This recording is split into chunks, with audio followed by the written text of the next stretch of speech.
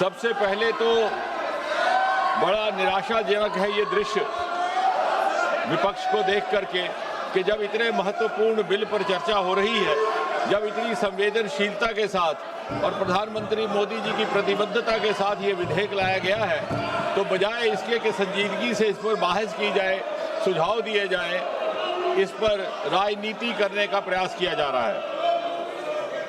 और मुझे हैरत है नेता प्रतिपक्ष एलओपी जी के व्यवहार पर। उन्होंने जिन अपशब्दों का इस्तेमाल किया वो अनपार्लियामेंट्री तो है ही है, बल्कि इतना अनपार्लियामेंट्री एक्सप्रेशन है वो, मैं अपने बुक से नहीं बोलूँगा, कि यदि कोई व्यक्ति या माननीय सदस्य अपने आप को भी इडियट समझे तो वो नहीं कह सकता, सदन के बाहर जाकर के कह सकता, उसमें नहीं कह सकता। मुझे हैरत है कि नेता प्रतिपक्ष जिनका एक रुतबा रहता है, उनको ये बेसिक पार्लियामेंट्री नॉर्म्स की जानकारी नहीं। और इसलिए जब वो कहते हैं कि मैं किसी व्यक्ति विशेष के बारे में ये शब्द इस्तेमाल नहीं कर रहा, तो कई बार ये शंका होती है कि क्या वो छात्रों के लिए कर रहे हैं। और अगर ये बच्चे जो हमारा भविष्य भी है, हिंदुस्तान का मुस्तकबिल भी और विकसित भारत के उज्जवल नागरिक भी, यानी उनको अगर इडियट कहा जाए तो इससे और ज्यादा दुर्भाग्यपूर्ण कुछ नहीं।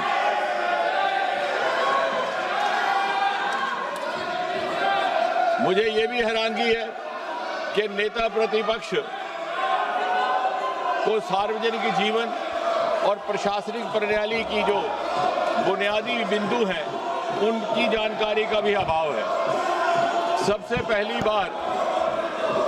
पहली बात तो ये कि जब वो कहते हैं कि गृह मंत्री जी ने गोली चलाने का आदेश दिया और उसे ऑथेंटिकेट करने में नाकाम है, तो सबसे पहली बुनियादी बात कि कहीं भी गोली चलाने का आदेश कोई मंत्री नहीं देता, वो मैजिस्ट्रेट देता है, एसडीएम देता है, डीएम देता है। हम सब विधायक रहे हैं, सांसद रहे हैं, हमारे अनुभव में है। इसका अर्थ ये हुआ कि उन्हें सार्वजनिक जीवन का भी अनुभव में अभाव है। दूसरी बात, ये बार बार स्पष्ट किया गया कि गोली चली ही नहीं, अश्रु गैस, टीयर गैस का इस्तेमाल हुआ, लेकिन जब गोली चली ही नहीं तो आदेश देने का सवाल ही नहीं पैदा होता। और आदेश देने का अधिकार मैजिस्ट्रेट के पास रहता है, मंत्री के पास नहीं। फिर इन्होंने ये कहा कि गृह मंत्री जी के साथ 30 गाड़ियों का 30 व्हीकल्स कैवलकेड, शायद इनको गिनती करने में भी दिक्कत है। इन्होंने शायद वो कैवलकेड देखा ही नहीं कि 30 गाड़ियां कभी भी गृह मंत्री जी के साथ नहीं चलती। फिर उन्होंने ये भी कहा कि गृह मंत्री जी विदेश गए हुए थे। हम में से किसी की जानकारी में ऐसा नहीं, कहीं कोई प्रमाण नहीं, क्योंकि विदेश जाने का सवाल ही नहीं। गृह मंत्री जी कभी भी विदेश नहीं गए। तो यानी तथ्यों के बिना, सत्य के बिना गैर जिम्मेवारी से इस सदन में बात कह देना और फिर कह करके निकल जाना, यह किसी जिम्मेवार नेता और विशेषकर नेता प्रतिपक्ष का व्यवहार हो ही नहीं सकता। अब यह भी कहा गया, अब इन्होंने एक कहानी सुनाई, तो मैं भी एक कहानी सुनाना चाहता हूं। और ये कहानी है 21 जुलाई की। 21 जुलाई को नेता प्रतिपक्ष नामालूम क्या सोच करके और किस उम्मीद से जाकर के बैठ गए 7 LKM प्रधानमंत्री आवास के फाटक के बाहर। अब नामालूम क्या था मन में। अब मेरा विभाग ऐसा है जो शोध के साथ ताल्लुक रखता है। जब इस पर थोड़ा सा मंथन किया तो ये संभावना लगी कि शायद बहुत जमाने से इनको ये हसरत सता रही थी कि देश इनको प्रधानमंत्री चुने और 7 LKM में बिठाए। अब इनकी जब वो हसरत पूरी ना हुई तो निराशा और फ्रस्ट्रेशन से हताश होकर के वो प्रधानमंत्री आवास 7 LKM के दरवाजे पर जा बैठे। और फिर जब इनको बड़ी विनम्रता से समझाने का प्रयास किया गया कि ये आपको शोभा नहीं देता, तो इन्होंने कहा कि मुझे उठा लिया जाए। ना चाहते हुए भी जब पुलिस को इनसे ये निवेदन करना पड़ा कि आप हट जाइए, तो बड़े बेगैरत होकर के वहां से निकले। और जैसा कल हमारे एक माननीय सदस्य कह रहे थे, शुरू में तो ये उस आंदोलन के साथ जुड़ने में गुरेज कर रहे थे।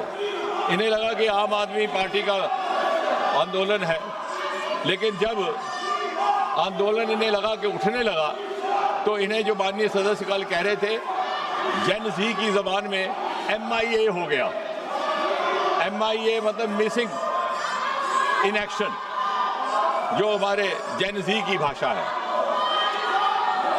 और दूसरा, जैसा कल बताया गया कि FOMO, fear of missing from action, और इसलिए ये जाकर के वहां बैठे। और फिर जब इन्हें उठाया गया, तो जो इन्होंने दृश्य वहां पे दर्शाया अपने उठाए जाने का, तो क्या वो गालिब का शेर है कि बड़े बेगैरत होकर तेरे कूचे से हम निकले, बड़े बेआबरू होकर तेरे कूचे से हम निकले, बहुत निकले मेरे अरमान, लेकिन फिर भी कम निकले। यानी वो जो दबे हुए अरमान हैं 7 LKM में जाकर के बसने के और नेता बनने के, वो ना जालूं किस किस प्रकार पिछले एक सप्ताह में जाहिर हुए। मैंने 40 से 45 हमारे वक्ता रहे, सबके सुझाव भी नोट किए, बड़े ध्यान से भी सुना। उसमें कुछ एक बातें ऐसी भी आई जो मुझे लगता है कि स्पष्ट करने लायक है। यहाँ पे ये बताया गया, हमारे कांग्रेस के नेता गगन गोगोई जी ने कहा कि मासूम बच्चों पर जुल्म सितम ढाया गया। शायद उन्हें ये मालूम नहीं कि utmost restraint was exercised and it was made sure that casualties don't happen. लेकिन मुझे लगा बाद में, जैसे मैंने कहा कि जब शोध किया तो ये लगा कि अपने अनुभव से बोल रहे थे, क्योंकि सन 1969 से लेकर के 1984 तक जो असम में ऑल इंडिया स्टूडेंट यूनियन का प्रदर्शन रहा, आंदोलन रहा, वो हमारा रिकॉर्ड बताता है कि 860 innocent people, most of them students had got killed. उस समय सरकार कांग्रेस की थी।